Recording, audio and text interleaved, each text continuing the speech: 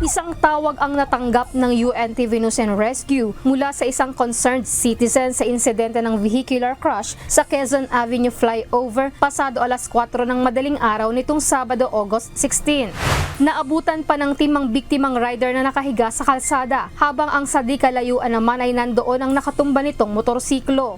May isang baklas na plaka ng sasakyan sa malapit na ayon sa biktima ay mula sa bumangga sa kanyang SUV. Patanggalin lang natin yung helmet.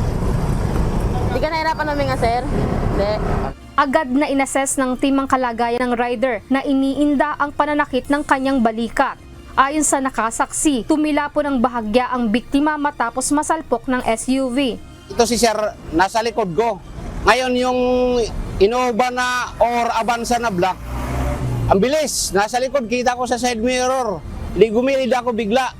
Paggilid ko ng bigla yun, pag si sir yung nasa pool. Paglipad nito ni sir, bago bumagsak, tumama siya sa harapan ng ng sasakyan nung nakahitan rin sa kanya. Kaya tumalsik siya paggilid. Binabaybay namin yung northbound ng Quezon flyover nang may makita kaming kumpulan ng mga motor. Ayun nga, nakita namin si sir nakaandusay. Yung motor niya nakabagsak na.